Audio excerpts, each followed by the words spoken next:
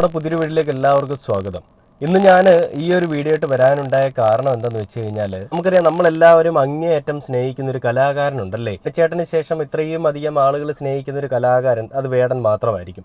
ആ ഒരു വേടനെതിരെ വലിയ രീതിയിലുള്ള അക്രമവും അതിക്രമവും ഒക്കെ അഴിച്ചുവിട്ട സംഘികളുടെ കൃസംഘികളുടെ എല്ലാ സംഘീയ ഇനത്തിൽപ്പെട്ട ആളുകളുടെയും പരിപാടികളൊക്കെ നമ്മൾ കണ്ടതാണ്. അത് പലതരത്തിൽ എങ്ങും എത്താതെ പോയപ്പോഴും അതിന് ഓരോരോ പ്ലാറ്റ്ഫോംസ് അവർ കണ്ടെത്തിക്കൊണ്ടും അതിനോരോ മാർഗങ്ങൾ അവർ കണ്ടെത്തിക്കൊണ്ടും ഇവർക്കെതിരെ വലിയ രീതിയിലുള്ള ആർക്കെതിരെ നമ്മുടെ വേടൻ എന്ന് പറയുന്ന ആ ഒരു കലാകാരനെതിരെ വലിയ തരത്തിലുള്ള ഒരു പ്രശ്നമാണ് ഇവർ പൊട്ടിപ്പുറപ്പെടുവിപ്പിച്ചത്. അപ്പോൾ വേടനെതിരെ പരാതികൾ എന്ന് പറഞ്ഞു കഴിഞ്ഞാൽ പരാതികളുടെ ഒരു തിരമാല തന്നെയായിരുന്നു നമ്മൾ കണ്ടത്. ഇപ്പോൾ വേടനെ കഞ്ചാവ് കേസിൽ കൊടുക്കാൻ ആദ്യം ശ്രമിച്ച് നടന്നില്ല, പിന്നീട് അതിനുശേഷം ആയുധശേഖരം എന്ന് പറഞ്ഞിട്ട് കൊടുക്കാൻ ശ്രമിച്ച് അതും നടന്നില്ല, പിന്നീട് അതിനുശേഷം വേടന്റെ ഈ പറയുന്ന മീറ്റു ആരോപണം കുത്തിപ്പൊക്കാൻ നോക്കി അതും നടന്നില്ല. അവസാനം സംഘികൾ കണ്ടുപിടിച്ചൊരു ആളാണ് യുവ ഡോക്ടർ എന്ന് പറയുന്നത്. കാരണം ഈ യുവ ഡോക്ടറിന്റെ പക്കൽ മാത്രമേ ഈ സാമ്പത്തിക ഇടപാടുകൾ നടന്നതിന്റെ രേഖകളുള്ളൂ തെളിവുകളായിട്ട് സമർപ്പിക്കാനായിട്ട്. അതുകൊണ്ട് തന്നെയും ഈ യുവ ഡോക്ടർ എന്ന് പറയുന്ന ആളിനെ ഇരയാക്കിക്കൊണ്ട് സംഘികൾ അവരുടെ കൂട്ടത്തിൽ അങ്ങ് ചേർത്തു. അപ്പൊ എന്താ ചെയ്യാൻ പറ്റുക? വേടനെതിരെ ഉപയോഗിക്കാൻ പറ്റിയ ഏറ്റവും നല്ലൊരു വജ്രായുധം അത് യുവ ഡോക്ടർ തന്നെയാണെന്ന് അവർക്ക് മനസ്സിലായി. അത് അവർ നല്ല രീതിയിൽ ഉപയോഗിക്കുകയും ചെയ്തു. അതിനൊപ്പം തന്നെ ഈ ചാടിക്കളിക്കട കുഞ്ഞിരാമ എന്ന് പറയുന്നത് പോലെ യുവ ഡോക്ടറും കൂടെ നിന്നു. യുവ ഡോക്ടർ ശരിക്കും പറഞ്ഞാൽ പുള്ളിക്കാരി പറഞ്ഞത് 2020-21 കാലഘട്ടങ്ങളിലാണ് ഇവർ തമ്മിൽ ബന്ധമുണ്ടായിരുന്നതെന്നും ആ ബന്ധം പിന്നീട് ശാരീരിക ബന്ധമായിട്ടും പല രീതിയിലുമെല്ലാം അത് വേടനെ ഉപയോഗിച്ചു എന്നുവെന്ന് പറയുന്നത്. അപ്പോൾ അതിനുശേഷം എന്തുകൊണ്ട് പരാതി നൽകിയില്ല എന്ന് ചോദിച്ചപ്പോൾ യുവ ഡോക്ടർ പറഞ്ഞൊരു കാര്യം, അത് ഞാനൊരു ട്രോമയിലായിരുന്നു, ഞാൻ ഈ പറയുന്ന വല്ലാണ്ട് ഡിപ്രഷനിലായിപ്പോയി എന്നൊക്കെയാണ് യുവ ഡോക്ടർ പറയുന്നത്. നമുക്കറിയാം കോവിഡ് ടൈമിൽ ആംബുലൻസിൽ കൊണ്ടുപോയിക്കൊണ്ടിരുന്ന കോവിഡ് രോഗിയെ ഒരു ആംബുലൻസ് ഡ്രൈവർ മൃഗീയമായി പീഡിപ്പിച്ചതും ഇതേപോലെ തന്നെ എത്രയെത്ര സ്ഥലങ്ങളിൽ ഈ ഗോവിന്ദച്ചാമി ട്രെയിനിൽ നിന്ന് തള്ളിയിട്ട് കൊന്നു പീഡിപ്പിച്ചതും ഇങ്ങനെയൊക്കെയുള്ള ഒരുപാട് വിഷയങ്ങൾ നമ്മൾ കണ്ടിട്ടുണ്ട്. ഇത് എൻറ്റയർലി ഡിഫറൻ്റ് ആയിട്ടുള്ളൊരു വിഷയമായിരുന്നു. അതായത് വേടനെതിരെ വന്നിട്ടുള്ള പരാതി എൻറ്റയർലി ഡിഫറൻ്റ് ആണ്. എന്താണ് അതിനകത്തുള്ള വ്യത്യസ്തമായിട്ടുള്ള കാര്യം എന്ന് പറയുന്നത്? അതായത് 2020-21 കാലഘട്ടങ്ങളിൽ നടന്നൊരു റേപ്പ് അല്ലെങ്കിൽ ഒരു പരസ്പര സമ്മതത്തോടു കൂടിയുള്ളൊരു പീഡനം, അതിനെ പീഡനം എന്ന് വിളിക്കാൻ പറ്റില്ല, പരസ്പര സമ്മതത്തോടു കൂടി നടന്നൊരു ശാരീരിക ബന്ധം, അത് പിന്നീട് 2025 ശേഷമാണ് റിയലൈസ് ചെയ്യുന്നത് അതെന്നെ പീഡിപ്പിക്കുകയായിരുന്നു എന്നുള്ളത്. അത് ഏതൊക്കെ രീതിയിലൊക്കെ വളച്ചൊടിക്കാം ആ രീതിയിലെല്ലാം ഈ സംഘികളും സംഘിമിത്രങ്ങളും എല്ലാം വളച്ചൊടിക്കാൻ ശ്രമിച്ചു. മാധ്യമങ്ങളെ അതിന് കൂട്ടുപിടിച്ചു. അതിന് കൂട്ടുനിന്ന ആരാണ്? വെനൻ TV ആണ്. അപ്പോൾ ഇതെങ്ങും എത്തുന്നില്ല എന്നൊക്കെ മനസ്സിലായപ്പോൾ അവരടുത്ത ഒരു പരിപാടി കണ്ടെത്തിയത് വേടനെതിരെ കുറ്റപത്രം സമർപ്പിക്കുക എന്നുള്ളതാണ്. നമുക്കറിയാം അഫാൻ കൂട്ടക്കൊലപാതകം, വെഞ്ഞാറമൂടുള്ള അഫാന്റെ കൂട്ടക്കൊലപാതകം, അതിനുശേഷം ഷഹബാസ് എന്ന് പറയുന്ന ആ ഒരു പാവം പിടിച്ച കുഞ്ഞിനെ ഒരു 6ഓളം വരുന്ന നരാധകന്മാർ തല്ലിക്കൊന്നു. സ്കൂൾ തലത്തിൽ പഠിക്കുന്ന നരാധകന്മാരുടെ തന്തയില്ലായ്മ മൂലം ആ ഒരു പാവം പിടിച്ച കുഞ്ഞ് മരിക്കുകയുണ്ടായി. അതിന്റെയൊക്കെ കുറ്റപത്രം എവിടെയാണ് പോലീസുകാരെ? ഈ കേസുകളുടെയൊക്കെ കുറ്റപത്രം എവിടെയാണ് സമർപ്പിച്ചിട്ടുള്ളത്? ഈ 120 ദിവസങ്ങൾക്ക് ശേഷം കുറ്റപത്രം സമർപ്പിക്കുക അങ്ങനെ എന്തോ ആണ് പ്രോസസ്സ് എന്നാണ് ഞാൻ മനസ്സിലാക്കുന്നത്. അങ്ങനെയാണെങ്കിൽ ഈ ഷഹബാസിന്റെ കൊലപാതകികൾക്കെതിരെ ഉള്ളതും അഫാന്റെ കാര്യങ്ങളിലുള്ളതും ഒന്നും ഒരു കുറ്റപത്രം സമർപ്പിച്ചായിട്ട് ഞാൻ കണ്ടിട്ടില്ല. അപ്പോൾ ഈ ഒരു വിഷയത്തിൽ വേടനെതിരെ കുറ്റപത്രം സമർപ്പിക്കുക എന്നുള്ളത് എവിടെ നിന്ന് വന്നിട്ടുള്ള പ്രഷറാണെന്നുള്ളത് നമുക്ക് ഊഹിക്കാം അല്ലേ? കേന്ദ്രത്തിൽ നിന്ന് തന്നെ വന്നിട്ടുണ്ടാവും നല്ല രീതിയിലുള്ള ചവിട്ട്. അപ്പോൾ ഒന്നും ചെയ്യാൻ പറ്റാതെ ഇരിക്കുന്ന പോലീസുകാർക്ക് ഈ ഒരു പ്രഷർ വന്നപ്പോൾ അവരെന്തെങ്കിലും ചെയ്തേ പറ്റൂ എന്നുള്ള രീതിയിലേക്ക് മാറിയിട്ടുണ്ടാവും. അങ്ങനെയായിരിക്കാം കുറ്റപത്ര സമർപ്പണം വന്നിരിക്കുന്നത്. അപ്പോൾ ഇതിൽ പറഞ്ഞിരിക്കുന്നത് ഈ സാമ്പത്തിക ഇടപാടുകൾ ഈ പറയുന്ന യുവ ഡോക്ടറുമായിട്ട് വേടൻ നടത്തിയിട്ടുണ്ടെന്നുള്ളതാണ്. സ്നേഹിക്കുന്ന സമയത്ത് പണം അങ്ങോട്ടും ഇങ്ങോട്ടും കൊടുക്കും, അല്ലെങ്കിൽ എന്ത് സാധനങ്ങളും കൊടുക്കും. സ്നേഹം മാത്രമല്ലല്ലോ, നമ്മൾ എന്ത് ഗിഫ്റ്റായിട്ടൊക്കെ പല കാര്യങ്ങളും ചെയ്യാറുണ്ട്. എന്നാൽ ഇതെല്ലാം ഒരു തെളിവായിട്ട് കൊണ്ടുവന്നിട്ട് ഈ യുവ ഡോക്ടറിനെ നിർത്തി കളിപ്പിക്കുന്ന ഒരു കളി, ഈ പാവയെ ആട്ടി കളിക്കുന്ന പരിപാടിയില്ലേ എന്ന് പറയുന്ന പോലെയാണ്. യുവ ഡോക്ടർ എന്ന് പറയുന്ന പെൺകുട്ടിയെ മുന്നിൽ നിർത്തിക്കൊണ്ട് ഇവർ ചരട് വലിക്കുകയാണ് വേടനെതിരെയുള്ള. വേറെ കാര്യങ്ങളൊന്നും ഇവരുടെ കയ്യിലില്ല. വേടനെതിരെ കുറ്റം പറയാനായിട്ട് അല്ലെ വേടനെ കൊടുക്കാനായിട്ടൊരു കാര്യങ്ങൾ ഇവരുടെ കയ്യിലില്ല. ഒന്നും നടക്കുന്നില്ല, ഒന്നും എങ്ങും എത്തുന്നില്ല എന്ന് മനസ്സിലായപ്പോൾ കണ്ടെത്തിയൊരു മാർഗം മാത്രമാണ് യുവ ഡോക്ടർ എന്ന് പറയുന്നത്.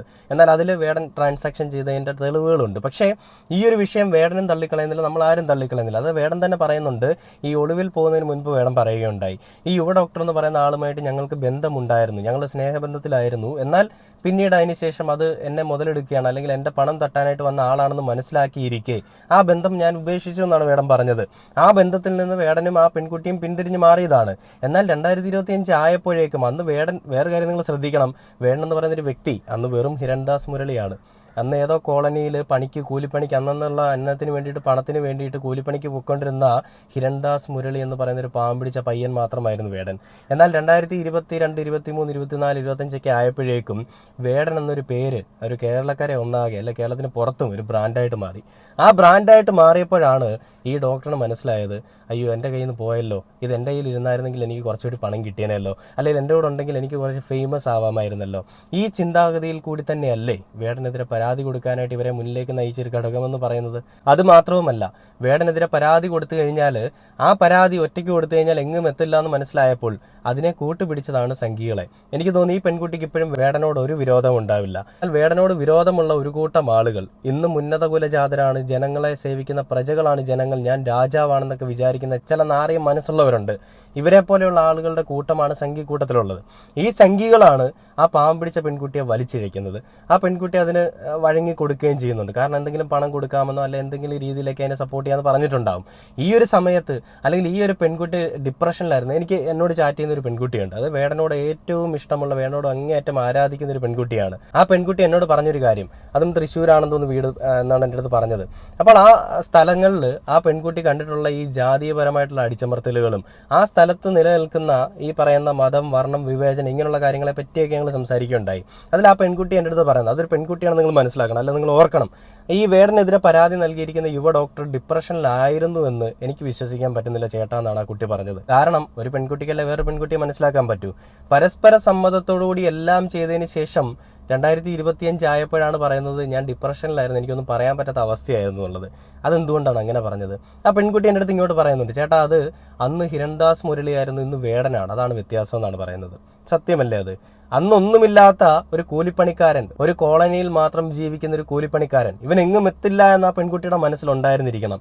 എന്നാൽ ഇവർ വിചാരിക്കാത്ത തലത്തിലേക്ക് ഉയർന്നപ്പോൾ അവനെ അങ്ങോട്ട് ചിറകരിഞ്ഞിടാം, ജടായുവിൻ്റെ ഒക്കെ ചിറകരിഞ്ഞതുപോലെ വേടൻ്റെ ചിറ അങ്ങ് അരിഞ്ഞിട്ടേക്കാന്ന് വിചാരിച്ചതാണ്. പക്ഷേ ആ ചിറകൊന്നും അരിഞ്ഞിട്ടൊന്നും ഒരു കാര്യമില്ല എന്നുള്ളത് നമുക്ക് മനസ്സിലായി. വേടൻ എന്നും നിലപാടുകളുടെ ഒപ്പം തന്നെ നിൽക്കുന്ന ഒരു വ്യക്തിയാണെന്ന് നമുക്കറിയാമായിരുന്നു അല്ലേ? ആ വേടൻ നിലപാടുകളിൽ ഉറച്ചു നിൽക്കും. വേടൻ്റെ ശക്തവും വ്യക്തവുമായിട്ടുള്ള നിലപാടുകൾ തന്നെയാണ് വേടനെ കേരളത്തിലെ ജനങ്ങൾ ഇത്രയധികം സപ്പോർട്ട് ചെയ്യാനുള്ള കാരണമായിട്ടുള്ളൊരു കാര്യവും. അപ്പോൾ ആ വേടൻ്റെ നിലപാടുകളിൽ തന്നെ കഞ്ചാവ് പിടിച്ച് അല്ലെങ്കിൽ കഞ്ചാവ് ഉപയോഗിച്ചുകൊണ്ടിരിക്കുമ്പോൾ പോലീസ് പിടിക്കുമ്പോഴും വേടൻ പറയുന്നുണ്ട്, ഇതാരും കൊടുക്കാൻ ശ്രമിച്ചാലും ഞാൻ ഉപയോഗിച്ചിട്ടുണ്ട്, പക്ഷെ വരുമ്പോൾ ഞാൻ ഇതിനുള്ള മറുപടി തരാമെന്ന്. ഈ ഒരു വിഷയത്തിലും വേടൻ പറഞ്ഞ അത് തന്നെയാണ്. ആ ബന്ധമുണ്ടായിരുന്നു, അതൊരു മോശമായിട്ടുള്ള പീഡനം അങ്ങനെയൊന്നും അല്ല, ഒരു ബന്ധമുണ്ടായിരുന്നു. പക്ഷേ ഇതെന്നെ കൊടുക്കാൻ വേണ്ടിയിട്ട് ഇപ്പം കരുതി കൂട്ടിക്കൊണ്ടുവന്നൊരു പരിപാടിയാണെന്നാണ് വേടൻ പറയുന്നത്. അപ്പം നമുക്ക് ഈ ഒരു വാർത്ത എന്താണ് വന്നിരിക്കുന്നത് എന്നുള്ളത് 24 ന്യൂസിൽ വന്നൊരു വാർത്തയുണ്ട്, അത് കണ്ടു നോക്കിയിട്ട് ബാക്കി വീഡിയോയിലേക്ക് വരാം. ഹിരൺദാസ് മുരളി എന്ന റാപ്പർ വേടനെതിരെ ബലാത്സംഗ കേസിൽ പ്രത്യേക അന്വേഷണ സംഘം കുറ്റപത്രം സമർപ്പിച്ചു. യുവ ഡോക്ടറുടെ പരാതിയിൽ തെളിവുണ്ടെന്നാണ് കണ്ടെത്തൽ. എറണാകുളം തൃക്കാക്കര പോലീസ് കഴിഞ്ഞ ജൂലൈ 31 എടുത്ത കേസിലാണ് കുറ്റപത്രം സമർപ്പിച്ചിരിക്കുന്നത്.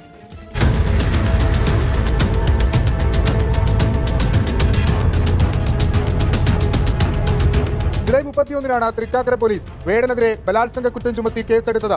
വിവാഹ വാഗ്ദാനം നൽകി 2021 മുതൽ 23 വരെ പീഡിപ്പിച്ചുവെന്നായിരുന്നു യുവ ഡോക്ടറുടെ പരാതി. വിശദമായ അന്വേഷണം നടത്തിയ പ്രത്യേക സംഘം 60-ാം ദിവസം കാക്കനാട് മജിസ്ട്രേറ്റ് കോടതിയിലാണ് കുറ്റപത്രം നൽകിയത്. ബലാത്സംഗം ചെയ്തതിനും യുവതിയുമായി സാമ്പത്തിക ഇടപാടുകൾ നടത്തിയതിനും തെളിവുണ്ടെന്നാണ് കണ്ടെത്തൽ. കേസിൽ വേടന് ഹൈക്കോടതി മുൻകൂർ ജാമ്യം നൽകിയിരുന്നു. ലൈംഗിക അതിക്രമവുമായി ബന്ധപ്പെട്ട സെൻട്രൽ പോലീസും വേടനെതിരെ കേസെടുത്തിരുന്നു. കേസുകൾക്ക് പിന്നിൽ ഗൂഢാലോചന ഉണ്ടെന്ന് ചൂണ്ടിക്കാണിച്ച വേടന്റെ കുടുംബം നൽകിയ പരാതിയിലും അന്വേഷണം പുരോഗമിക്കുകയാണ്. ഇതില് റാപ്പർ വേടന് കേസുകളിൽ കുരുക്ക് മുറുകുന്നു, തെളിവുകൾ നിരത്തി കുറ്റപത്രം എന്ന് പറഞ്ഞുകൊണ്ട് ന്യൂസ് 18 വന്നൊരു വീഡിയോ ഉണ്ട്, അതോടെ കണ്ടുപോകാം. വിവാഹ വാഗ്ദാനം ചെയ്ത് പീഡിപ്പിച്ചതിന് വാട്സാപ്പ് ചാറ്റുകളും സാമ്പത്തിക തട്ടിപ്പ് നടത്തിയതിന് ഡിജിറ്റൽ വിവരങ്ങളും തെളിവ്. സൗഹൃദത്തിലായ ശേഷം വിവാഹ വാഗ്ദാനം നൽകി 2 വർഷത്തിനിടെ 5 തവണ ലൈംഗികമായി പീഡിപ്പിച്ചു. റാപ്പർ വേടനെതിരെ തൃക്കാക്കര പോലീസ് കോടതിയിൽ സമർപ്പിച്ച കുറ്റപത്രത്തിലെ വിവരങ്ങളാണിത്. പരാതിക്കാരിയായ യുവ ഡോക്ടർ പറയുന്നത് ശരിവെക്കുന്നതാണ് കണ്ടെത്തൽ. കാക്കനാട് മജിസ്ട്രേറ്റ് കോടതിയിലാണ് അന്വേഷണ സംഘം കുറ്റപത്രം സമർപ്പിച്ചത്. കഴിഞ്ഞ ദിവസം കഞ്ചാവ് കേസിൽ ഹിൽ പാലസ് പോലീസും വേടനെതിരെ കുറ്റപത്രം സമർപ്പിച്ചു.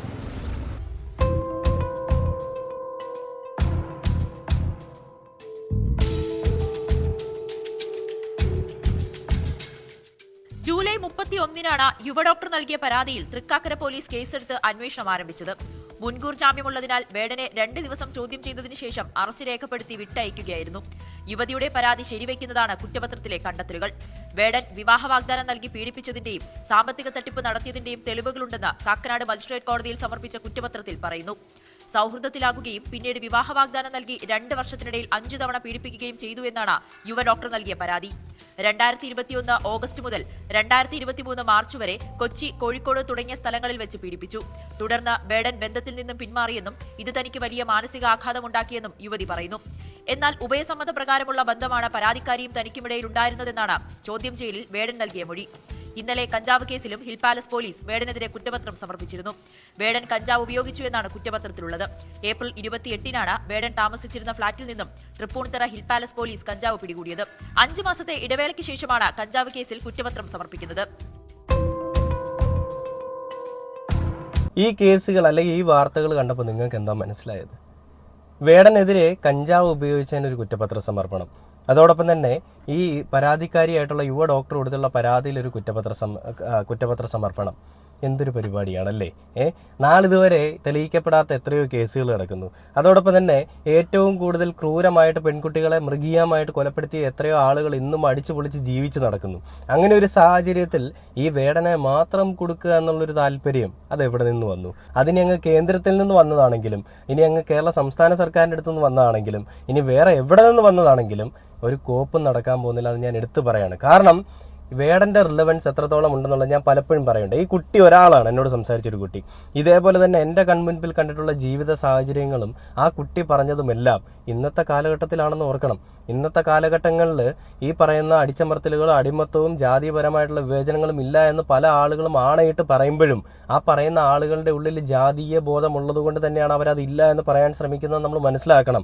കാരണം ഇത് അനുഭവിച്ചിട്ടില്ലാത്ത ആളുകൾ, ഈ ജാതീയപരമായിട്ടുള്ള അടിച്ചമർത്തലുകൾ അനുഭവിച്ചിട്ടില്ല എന്ന് പറയുന്ന ആളുകൾ, അല്ലെങ്കിൽ ഇത് അടിച്ചമർത്തലുകൾ അനുഭവിച്ചിട്ടില്ലാത്ത ആളുകൾ അവർ പറയുന്നതാണ്, അല്ലെ അവരനുഭവിച്ചതാണ് യാഥാർത്ഥ്യം, അല്ലെങ്കിൽ അതാണ് സത്യം എന്നുള്ളത് വിശ്വസിക്കുന്നത് ഏറ്റവും വലിയ മണ്ടത്തരവും ഏറ്റവും വലിയ തോൽവിത്തരവുമാണ്. കാരണം നിങ്ങൾ കണ്ടറിഞ്ഞിട്ടില്ലാത്ത, അല്ലെങ്കിൽ നിങ്ങൾ കണ്ടിട്ടില്ലാത്ത, അല്ലെങ്കിൽ നിങ്ങൾക്ക് കൊണ്ടിട്ടില്ലാത്ത കാര്യങ്ങൾ ഈ സമൂഹത്തിലെ ഇല്ല എന്ന് ചിന്തിക്കുന്നത് എത്ര അപക്വതയാണ്, അല്ലെങ്കിൽ എത്രയും അപഹാസ്യമായിട്ടുള്ളൊരു കാര്യമാണ്.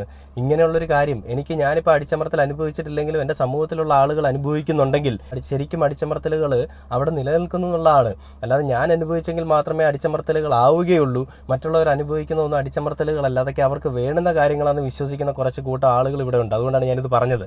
അപ്പോൾ കണ്ണടച്ചുകൊണ്ട് ലോകം മുഴുവൻ ഇരുട്ടാണ്, സ്വയമേ കണ്ണടച്ചുകൊണ്ട് ലോകം മുഴുവൻ ഇരുട്ടാണെന്ന് വിശ്വസിക്കുന്ന അന്തം സംഘികൾക്കും, അതേപോലെ തന്നെ വേടനെതിരെ ഈ പറയുന്ന ഒരു അക്രമം അഴിച്ചുവിടാനായിട്ട് നിൽക്കുന്ന അതും സംഘികൾ തന്നെ ആയിരിക്കാം കേട്ടോ, ആയിരിക്കാമെന്നല്ലാണ്.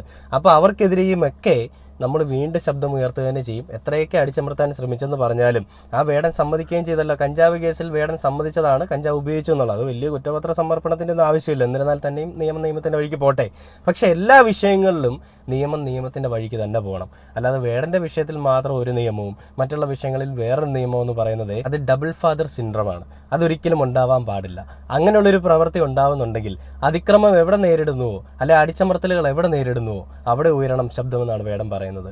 ആ അടിച്ചമർത്തലുകളും ആ അടിമത്തത്തിനെതിരെയും സംസാരിച്ചൊരു വേടനെ ഒറ്റയ്ക്ക് എന്തായാലും കുരുതി കൊടുക്കാനായിട്ട് ഞങ്ങൾ ആരും കേരളത്തിലെ ജനങ്ങൾ വിട്ടുകൊടുക്കില്ല. ആ വേടനെ ചേർത്ത് പിടിക്കാൻ തന്നെയാണ് ഞങ്ങളുടെയൊക്കെ തീരുമാനം. ഇനി എത്രയൊക്കെ നിങ്ങൾ കൽത്തടങ്കലുകളിൽ അടയ്ക്കാൻ ശ്രമിച്ചാലും ആ വേടൻ്റെ ആദർശവും രാഷ്ട്രീയവും എല്ലാം എത്രയോ കാലങ്ങളിൽ ഈ പറയുന്ന അന്നു മുതൽ നൂറ്റാണ്ടുകൾക്ക് മുൻപ് മുതലേ നടന്നു വരുന്നൊരു പ്രക്രിയയാണ് ഈ പറയുന്ന ജാതീയപരമായിട്ടുള്ള അടിച്ചമർത്തൽ എന്ന് പറയുന്നത്.